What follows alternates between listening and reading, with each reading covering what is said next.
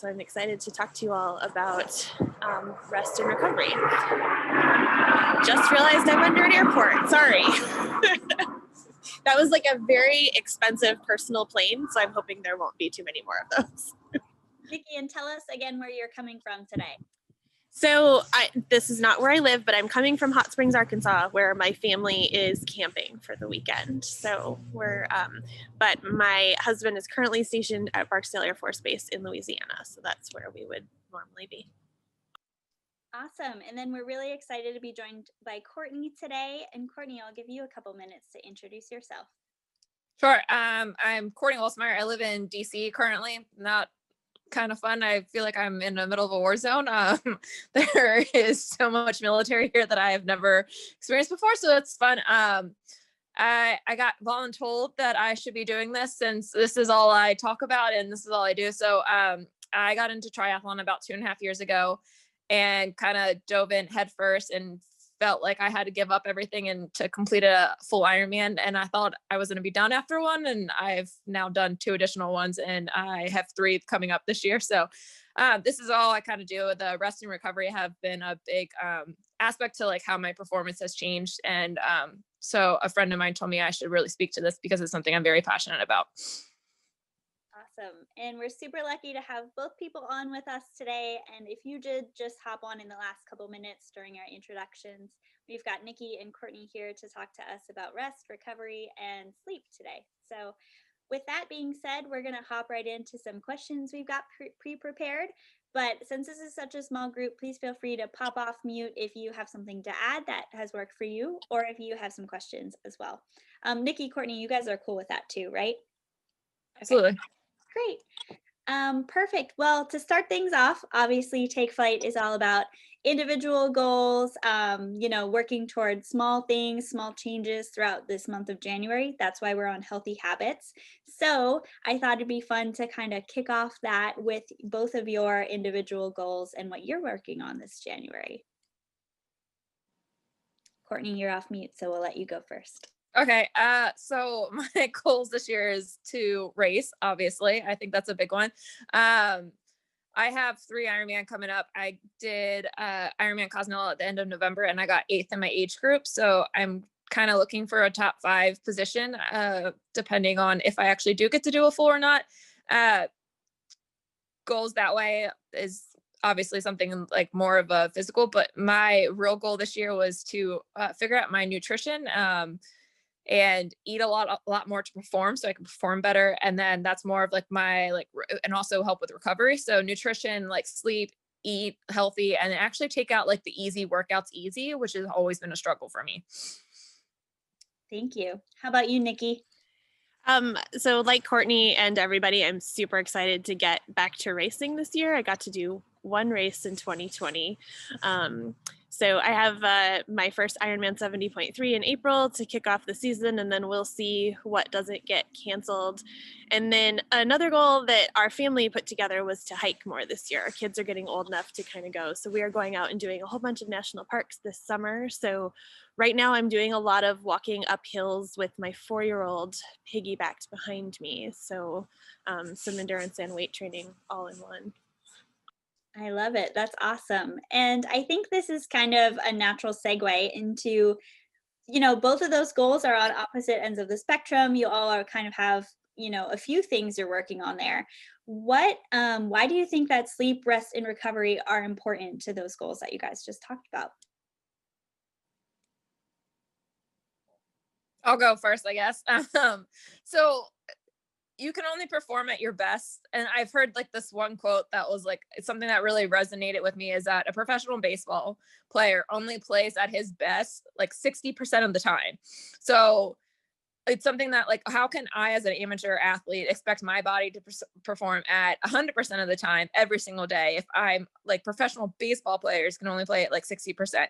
So it's something that I've learned, I'm still learning, I'm not the best at, but like taking the recovery and like listening to my body. So I just raced last Sunday in Sarasota and I felt great up until Friday and I absolutely crashed. Like I got done 1,800 yard swim and I felt like I ran an Ironman. So it was like I knew sleeping was 100%, getting the food in my body was 100% what I needed. I slept 17 hours yesterday because I was just so beat up. I also have a Whoop, which is something that has helped with my performance and also my recovery. It's made me realize like healthy habits and like resting, and when your body's like yelling at you, to listen to it and not to push a lot more than what you would normally do. And just realizing that you can only perform at your best in the key sessions. So like or a key session, like a run, a swim, or a bike, you can only perform at your best 100% if you actually like take it easy the rest of the week. So like finding out those key sessions that you want to perform on, and then resting the rest of the way, or recovering, and just listening to everything that your body's telling you, because you only know your body best. And over the years, you should learn it more and more. So that'll only help. Awesome. And Nikki, before you kick it off, we did have a couple other people hop on. Today, we're talking about rest, recovery, and sleep. So thank you guys for joining. If you have any questions, you can either ask them in the chat, but also it's a small group today, so feel free to hop off mute. And Nikki, with that, just in case you need a little reminder, how is rest, recovery, and sleep important to your goals this year? So I think mine, kind of Courtney touched on this, on listening to your body. I don't know about if this happens to other people. I think it does. I'm terrible at listening to my body, and I will sometimes just go until I hit a wall and crash, physically, mentally, whatever. So I have had to be very intentional about rest lately. And I think one of the things that is important to me and that affects my goals is mental rest as well as physical rest. You know, maybe you're sitting at your desk all day at work and you're like, okay, my legs are still, I'm not going, I'm not doing 100 miles an hour, I'm not riding my bike 50 miles, but your brain is going 100%. Your body can't recover if your brain is tired too. So I think it's important that we all just be intentional and think about rest in more than one way and more than one avenue with our bodies and our brains. Thanks, Nikki. And Courtney, my next question I've got for you, it's a little bit specific. I know you talked about your most recent race, which was just last weekend, and you did talk about a little bit about how rest and recovery kind of got you prepared for that and through that. Can you go into some details? How did you make that a priority? What was your kind of plan like? How do you make space for those? We'd love to hear it. So leading up to race week, I'm probably a little bit different. I do a little bit better with more higher intensity, but shorter workouts. So it's like taper week's really awkward. So like every athlete's never the same. So you have to figure out what works for your body. And it's literally a trial and error. So like the first few tapers, I would really taper off. And then I realized that my muscles weren't firing when I would try to race. And it was just trying to get through that process as soon as possible in the race so I could hit like my peak performances. So that's the first thing, is like listening to your body and knowing what works for a taper. And like as you get more fit, or if there's injury or anything like that, that like tapering will change. Like it's fine. It's okay. And for different races, it's going to be different. So my taper this during the week was a little bit more higher intense, but I also started eating a lot more. So by Saturday, I was so sick of food. It wasn't even funny. Like I didn't want to eat. So Thursday, Friday, Saturday, Sunday, and Monday. So my race was Sunday. I was eating over 3,000 calories a day, which is unheard of because I was basically only doing 30 to 40 minutes of workouts. So getting that food and making sure I was getting enough protein in my body, I was getting enough carbs in my body. And then like for sleep, I was sleeping all the time. So I was making sure I was taking naps if I could, or if I was like, I got up and I still didn't feel 100% to go do a morning workout, I'd be fine with hitting the snooze and not feeling bad for it. Or if I needed to skip a workout or move my schedule around to get a workout in, sleep is 100% the most important thing you can do race week. So you're not going to gain fitness during that race week. You need to understand like what is going to work for you, and that's sleep. And you're never going to sleep well the night before a race. And knowing that, it's 2 nights before the race is when you're like optimal sleep. So like I slept till 10 a.m. the like Friday into Saturday because I just knew I wasn't going to sleep well Saturday night. And then getting protein right in my body, even though the last thing I wanted to do was eat after the race, like getting a protein shake in my body within 30 minutes to an hour after the workout gives me a little bit more recovery. And then eating a heavier meal in the evening. So I was only able to eat around 5:36. And I'm a big fan of having a beer post race because it's empty carbs. but yeah, like it's stuff that's figuring out what works for your body, but also realizing that you just put in a lot of effort.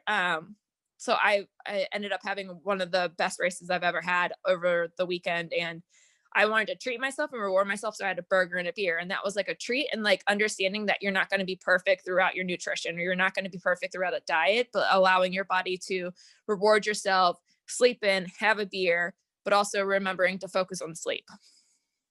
Awesome. Thank you so much. We love that here at Team Red, White, and Blue, finding out what works for you. I think that just kind of goes for everything. And I know a lot of you guys are on those different tracks we're on. And I think we've all learned that a little bit along the way.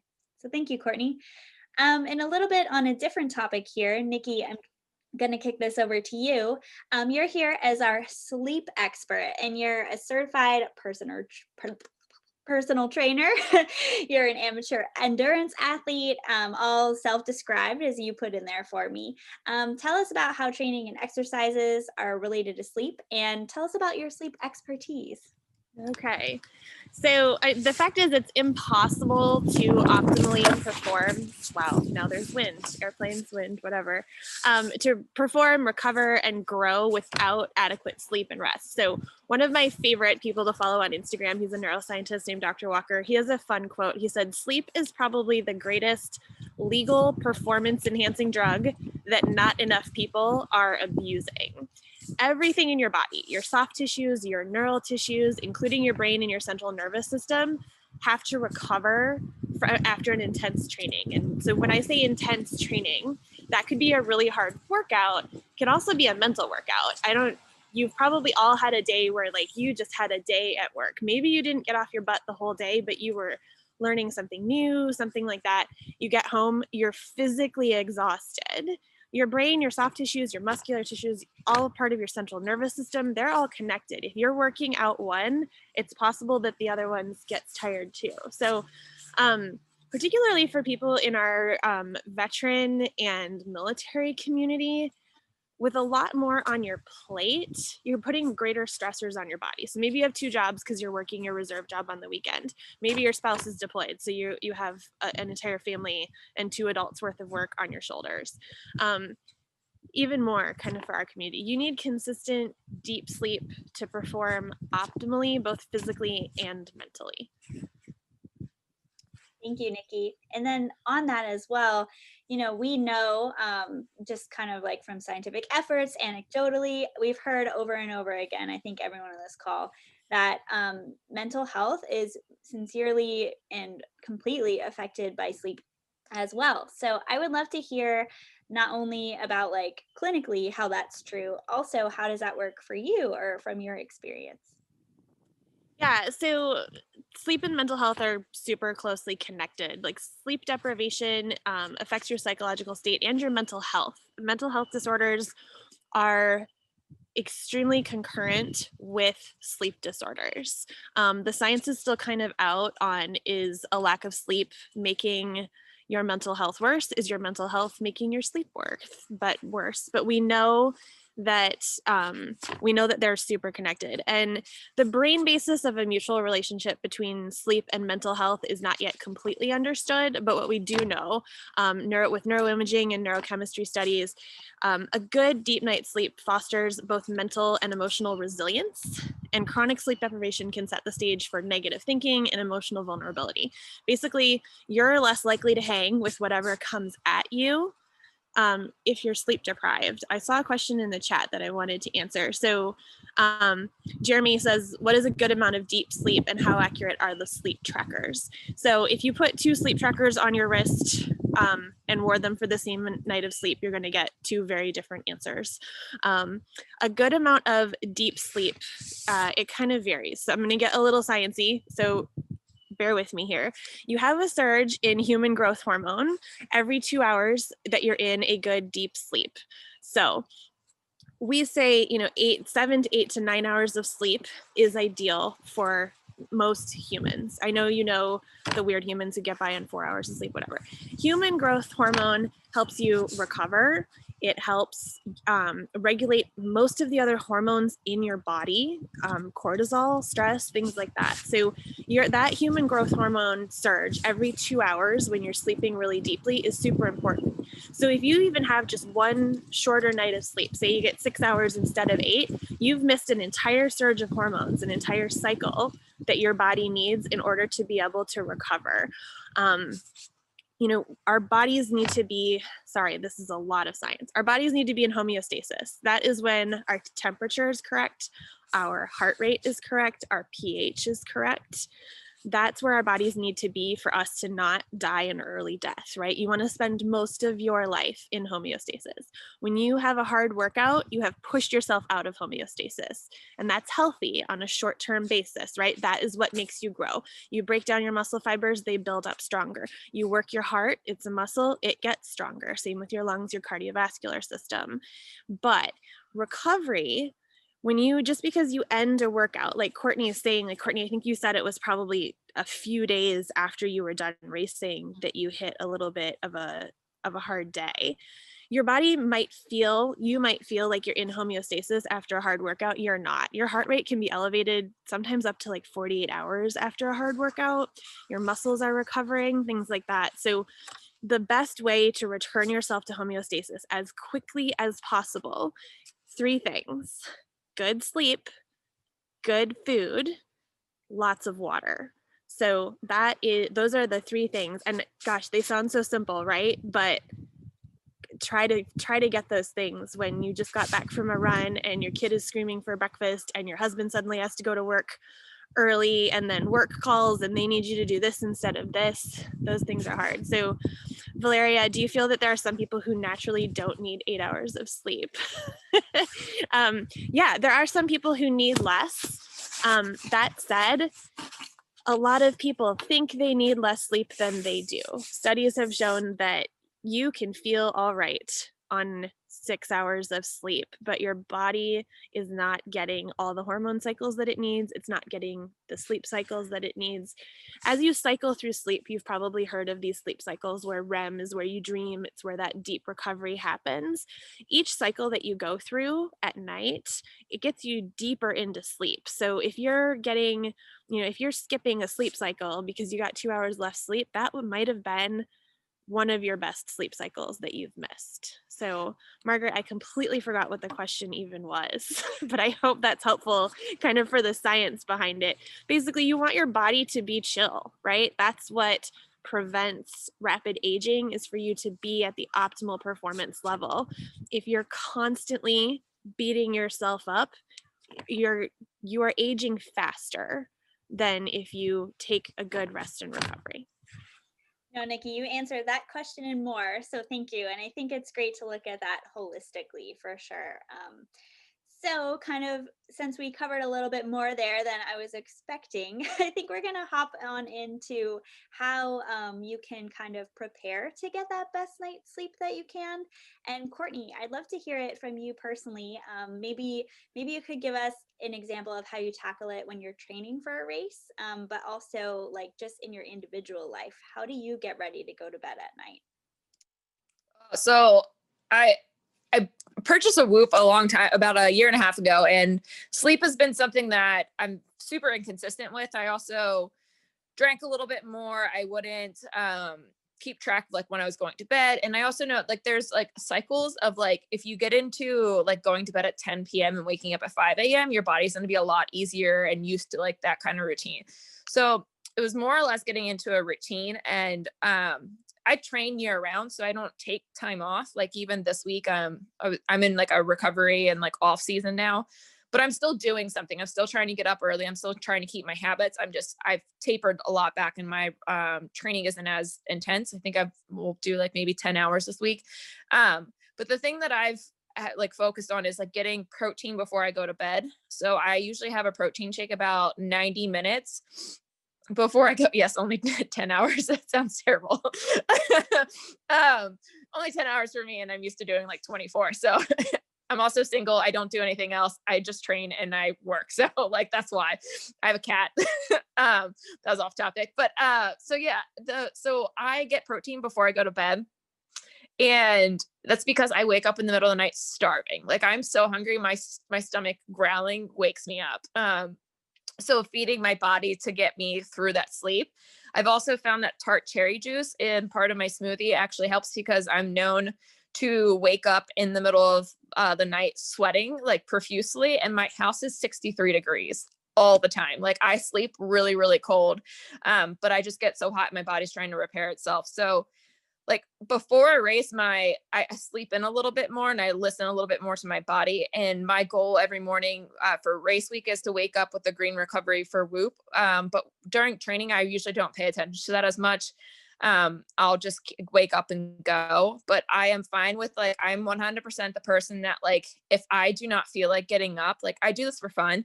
And if I do not feel like getting up, I will be okay with hitting snooze and like going straight back to bed. And that's something that you need to like learn as an athlete, or even just any kind of like thing going on. Like if you have a rough day at work and you have a hard workout, like taper it back. Don't just spin on the bike for 30 minutes and get your legs moving, and don't do the workout and move it around or delete it.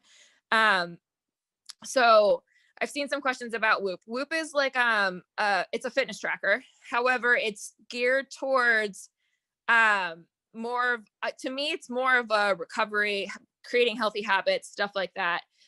So it'll track your strain throughout the day, and it has a GPS that you through your phone. It's not as accurate. I'm not as big fan. I mean, I wear a Garmin on one and then my Whoop's on this arm.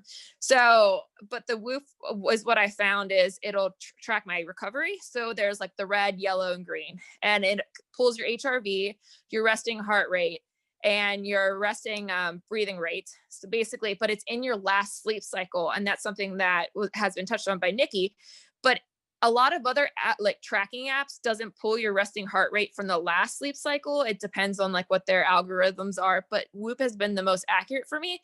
I also wake up startled all the time. So there's been devices where I've had to like measure my HRV when I wake up, and my alarm clock scares me every morning, and it's fine, but I always wake up startled. So it doesn't measure my HRV correctly.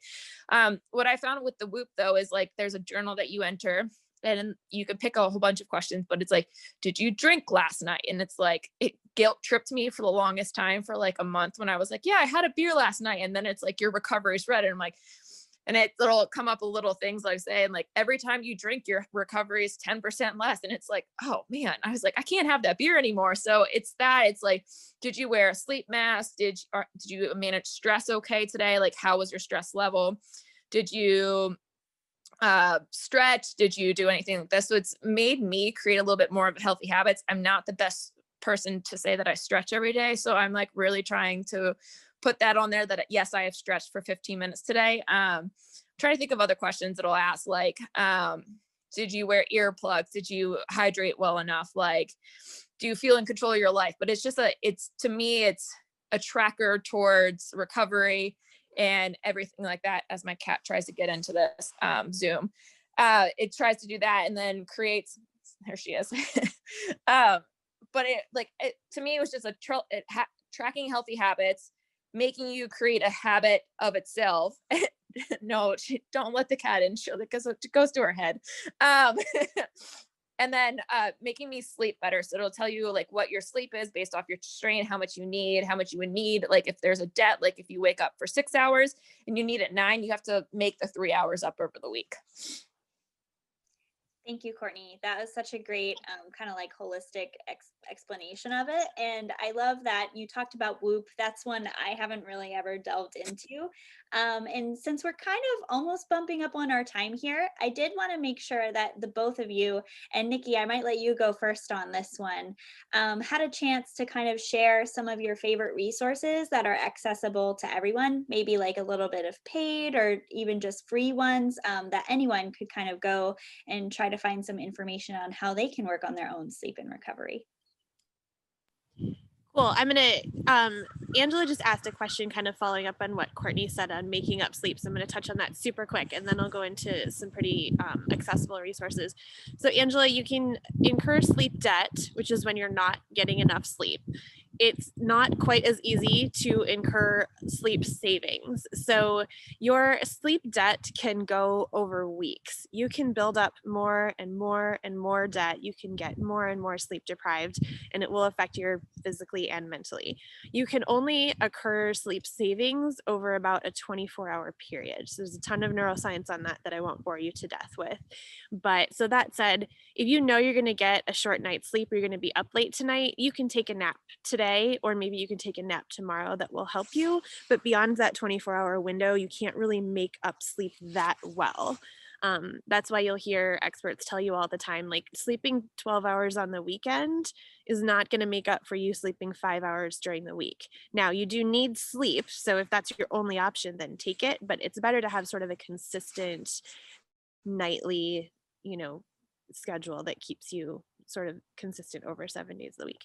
Anyway, so resources. I think the best resource you have for rest and recovery is what you're currently using to track your fitness. If that is an app or a device, use that. If that is a notebook where you are writing down your workouts, write down your recovery too. Awareness is 98% of the battle with rest and recovery. I had a protein shake after this workout. After this workout, I had ice cream. Which one, when did I feel better? Keep track of your sleep every night. What did you do before bed? Kind of, what Courtney's saying Whoop does. You can track that pretty easily.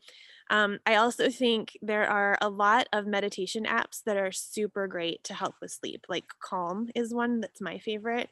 You can get any number of celebrities to talk you to sleep. So find out what works for you, but mostly track it. That is your best resource. Track it. Use some meditation. I don't have luck meditating myself to sleep because the meditation turns off and I lay there and I'm like, that was really interesting. That guy sounded like Ron Swanson. And when he said this thing, I wasn't sure about that thing. So I like to meditate earlier in the evening. So I meditate, then I start my bedtime routine. Just something to sort of disconnect your brain from your day. It doesn't have to be then immediately falling asleep, but turn everything off, find some meditation, and you guys can Google or YouTube any number of meditations. It can be 3 minutes, it can be a half an hour. It doesn't have to be a big thing, but form a habit and track your sleep. Those are the best resources. Just get an old-fashioned notebook out and start paying attention. When did this work out? When I did it 2 days this week, why did one day feel better than the other? What did I do before and after? Things like that. Mandolin, I see you have a dog. I just feel like two dogs. I just feel like everyone should be aware of that. So.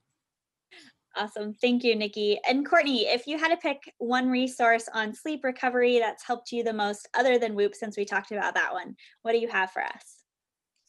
So I've had this, it's called Sleep Cycle, and I think it's like $3 if it's an app on my iPhone. But what I really like about it is, one, it picks up sounds throughout. So if you're coughing or snoring or your cat's meowing in the middle of the night, Lulu does that all the time. But it'll pick it up. But what it does is, say you want to wake up at 7:00, instead of it jolting you awake, it'll actually wake you up slowly. So the window from 6:30 to 7. So it'll like let you, instead of waking up in the middle of like your deep sleep, and like it'll let you almost complete that cycle, and it'll slowly bring you out of it so that you're waking up naturally, a little bit more naturally in the lighter sleep.